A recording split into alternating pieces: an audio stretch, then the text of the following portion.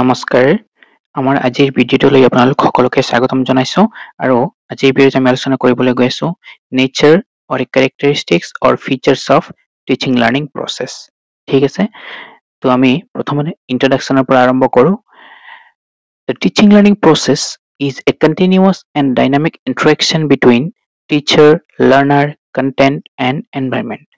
ইয়াৰ অৰ্থটো হৈছে teaching learning প্ৰক্ৰিয়াটো হৈছে শিক্ষক শিক্ষাৰ্থী আৰু বিষয়বস্তু আৰু লগতে পৰিবেশৰ মাজত এক অবিৰত আৰু গতিশীল পাৰস্পৰিক ক্ৰিয়া It aims at comprehensive development of individuals. ইয়াৰ লক্ষ্য হৈছে এজন ব্যক্তিৰ সৰ্বাংগীন বিকাশ কৰা ঠিক আছে এইখিনি আছিল ইয়াৰ থুলমূল ইন্ট্ৰোডাকচন এতিয়া আমি ইয়াৰ মূল বিষয়টোলৈ যাওঁ প্ৰথম পইণ্টটো চাওঁ এটা হৈছে বাইপোলাৰ এণ্ড ট্ৰাইপোলাৰ প্ৰসেস মানে টিচিং লাৰ্নিং প্ৰসেসটোক বাইপোলাৰ আৰু ট্ৰাইপোলাৰ প্ৰসেস বুলি কৈছে কিয় কৈছে এতিয়া আমি চাওঁ teaching involves the teacher and the learner that is দুটা হল ইয়াতে সেইকাৰণে ইয়াক কি কৈছে bipolar and also includes the subject matter as third dimension making learning more structured and focused পাঠদানত শিক্ষক আৰু শিক্ষাৰ্থী প্ৰথমে জড়িত হৈ থাকে সেইকাৰণে ইয়াক আমি দ্বিমেৰু বুলি ক'ব পাৰো আৰু লগতে এটো বিষয়বস্তুকো সামৰি লোৱা হৈছে যেটো নেকি আমি থাৰ্ড পইণ্ট হিচাপত ধৰিব পাৰো অৰ্থাৎ ইয়াক থ্ৰী মেৰু বুলিও ক'ব পাৰি যাৰ ফলত শিক্ষণ অধিক গাঁথনিগত আৰু কেন্দ্ৰীভূত বুলি হয়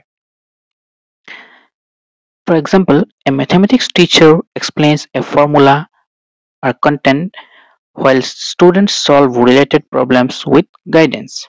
এজন গণিতৰ শিক্ষকে এটা সূত্ৰ বা এটা টপিক বুজাই দিয়ে আৰু ছাত্ৰ-ছাত্ৰীসকলে শিক্ষকৰ নিৰ্দেশনাৰ দ্বাৰা আনুষংগিক সমস্যাসমূহ সমাধান কৰে মানে সিমিলাৰ টাইপৰ যিমান কোৱেশ্চন আছে বাকি গোটেইবোৰ কোৱেশ্চন ছাত্ৰ-ছাত্ৰীসকলে নিজে সলভ কৰে তো অৰ্থাৎ ইয়াতে আমি গম পালো টিচাৰ ষ্টুডেন্টস আৰু কন্টেন্ট তিনিওটা কি হৈ আছে জড়িত হৈ আছে so it is a tripolar process ঠিক আছে moving to the next point dynamic and continuous process learning doesn't stop at schooling it is a lifelong process adapting to new experiences and knowledge learning আমি school শেষ হোৱাৰ লগে লগে বন্ধ হৈ গল বুলি ক'ব নোৱাৰো ই হৈছে এক নতুন অভিজ্ঞতা আৰু জ্ঞানৰ সৈতে খাপ খুৱাই লোৱা এক আজীৱন প্ৰক্ৰিয়া ঠিক আছে For example, teachers continuously upgrade their teaching methods through professional development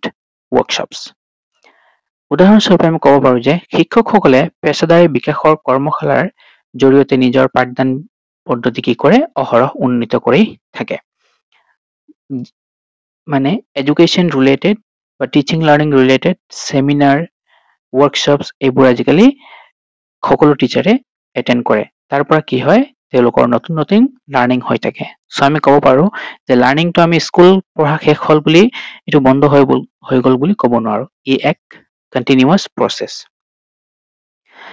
point number 3 psychological in nature teaching is based on the psychology of learners focusing on motivation interest and individual learning differences ইয়াৰ অৰ্থ হৈছে পাঠদান শিক্ষাৰ্থীৰ মনোবিজ্ঞানৰ ওপৰত ভিত্তি কৰি কৰা হয় প্ৰেৰণা আগ্ৰহ আৰু ব্যক্তিগত শিক্ষণৰ পাৰ্থক্যৰ ওপৰত গুৰুত্ব আৰোপ নকৰালৈকে আমি এটা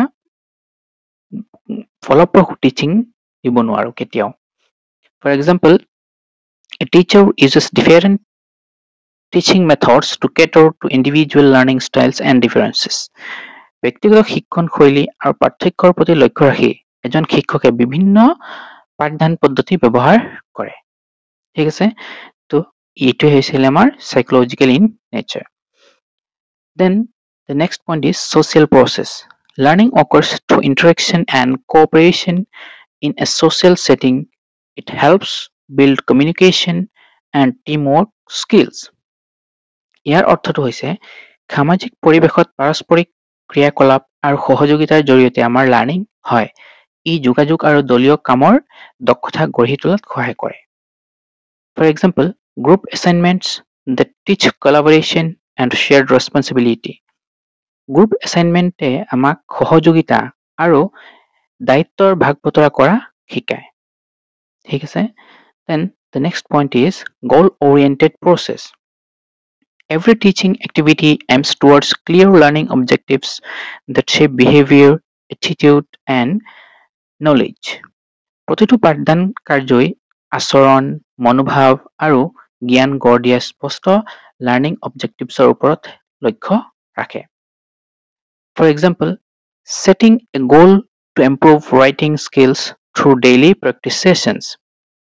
দৈনিক অনুশীলনৰ জৰিয়তে আমাৰ লিখাৰ দক্ষতা বৃদ্ধিৰ লক্ষ্য নিৰ্ধাৰণ কৰা হয়। এইটো কি হ'ল এটা goal oriented process হ'ল। Point number 6, interactive and reciprocal. Teaching is a two-way process where both teacher and the learner gain from mutual exchange and feedback. পাঠদান হৈছে এক দুমুখীয়া প্ৰক্ৰিয়া অৰ্থাৎ two-way process য'ত শিক্ষক আৰু শিক্ষাৰ্থী উভয়ে পৰস্পৰৰ পৰা বিনিময় আৰু মতামতৰ পৰা কি হয় লাভৱান হয়। For example, a debate session where both teacher and students learn new perspectives. এটা তৰ্ক প্ৰতিযোগিতাত শিক্ষক আৰু ছাত্ৰ-ছাত্ৰীয়ে উভয়ে কি কৰিব পাৰে নতুন নতুন দৃষ্টিভংগী শিকিব পাৰে। Point number 7, subjective and individualized. Each learner is different in ability, interest, and pace. Hence, teaching should be tailored to individual needs.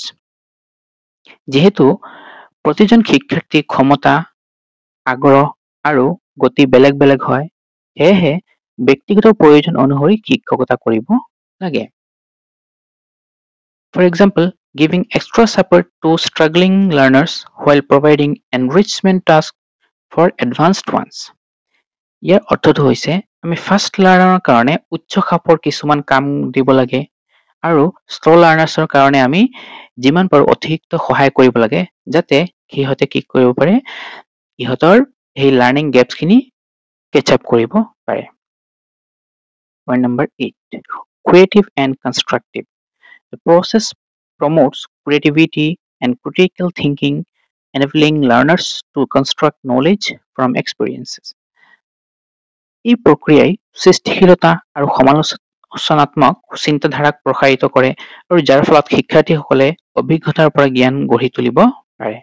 For example, students designing innovative science projects to demonstrate learned concepts. শিকি অহা ধাৰণাসমূহ প্ৰদৰ্শন কৰিবলৈ উদ্ভাৱনীমূলক বিজ্ঞান প্ৰকল্পৰ design কৰিব পাৰে ছাত্ৰ-ছাত্ৰীসকলে। Then the next point is democratic in nature. It allows equal participation and respects every learner's viewpoint, promoting freedom of thought. ই সমান অংশগ্ৰহণৰ অনুমতি দিয়ে আৰু প্ৰতিজন শিক্ষাৰ্থীৰ দৃষ্টিভংগীক সন্মান কৰে আৰু চিন্তাৰ স্বাধীনতাকো প্ৰসাৰিত কৰে। সেইকাৰণে ইয়াক কি বুলি কোৱা হৈছে democratic in nature.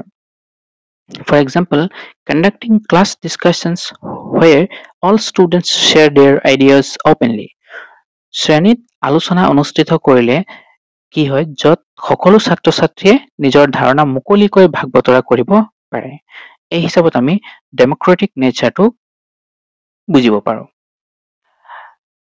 Then the next point is measurable and evaluative. Teaching involves assessment and evaluation to measure progress and provide constructive feedback. পাঠদানৰ লগত অগ্ৰগতি জুখিবলৈ আৰু গঠনমূলক মতামত প্ৰদান কৰিবলৈ এছেছমেণ্ট আৰু ইভালুৱেশ্যন জড়িত হৈ থাকে। এছেছমেণ্ট আৰু ইভালুৱেশ্যন নোহোৱাকৈ মানে কিমান অগ্ৰগতি লাভ কৰিছে ছাত্ৰ-ছাত্ৰীসকলে আমি সেইটো আইডিয়া কৰিব নোৱাৰিম। For example, teachers conducting periodic tests and providing feedback for improvement. শিক্ষকসকলে সময়ে সময়ে কিছুমান পৰীক্ষা বা আমাৰ বিভিন্ন ধৰণৰ টেকনিক্স লগাই কি কৰে পৰীক্ষা কৰে যাতে ল'ৰা-ছোৱালীয়ে কিমান শিকিছে আৰু যদি তাতে কিছুমান লেকিংছ আছে সেইখিনিক অধিক উন্নতি কৰিবৰ বাবে মতামত প্ৰদান কৰে। Point number 11, humanistic approach. Focuses on holistic development of learners, that is intellectual, emotional, moral, and social aspects. শিক্ষাৰ্থীসকলৰ সামগ্ৰিক বিকাশৰ ওপৰতো কি কৰে গুৰুত্ব আৰোপ কৰে। সামগ্ৰিক বিকাশ অৰ্থাৎ বৌদ্ধিক, আৱেগিক, নৈতিক, সামাজিক এই সকলোবিলাক দিশকে সামৰি লোৱা হৈছে। For example, teachers encouraging empathy and ethical values along with academics. শিক্ষকে শিক্ষা প্ৰদান কৰাৰ লগতে সহানুভূতি আৰু নৈতিক মূল্যবোধকো উৎসাহিত কৰে। Moving to the next point, adaptable and flexible. Teaching must evolve with time, technology, and learner needs to stay relevant and effective. সময়ৰ লগে লগে পাঠদানৰ বিকাশ হ'ব লাগিব। প্ৰযুক্তি আৰু শিক্ষাৰ্থীৰ প্ৰয়োজনীয়তাৰ প্ৰাসংগিক আৰু ফলপ্ৰসূ হৈ থাকিব লাগিব। For example, teachers switching to online classes and interactive apps during emergencies. উদাহৰণস্বৰূপে জৰুৰীকালীন অৱস্থাত শিক্ষকসকলে অনলাইন ক্লাছ বা ইণ্টাৰেক্টিভ এপলৈ সলনি হোৱা লাইক গুগল মিট, জুম এটচেট্ৰা। অৰ্থাৎ আমি দেখিছোঁ যোৱা আমাৰ যেতিয়া কৰোণা পেণ্ডেমিক আহিছিলে সেই টাইমত আমি সেই ইমাৰ্জেঞ্চি টাইমত আমি কোনো স্কুল কলেজলৈ যাব পৰা নাছিলোঁ। সেই সময়ত আমি অনলাইন ক্লাছেছবোৰ এটেণ্ড কৰিছিলোঁ। অৰ্থাৎ সময়ৰ লগে লগে আমাৰ কি হৈছে ইভলভ হৈছে বা আমি কিছুমান টেকনলজিক আঁকোৱালি লৈছোঁ।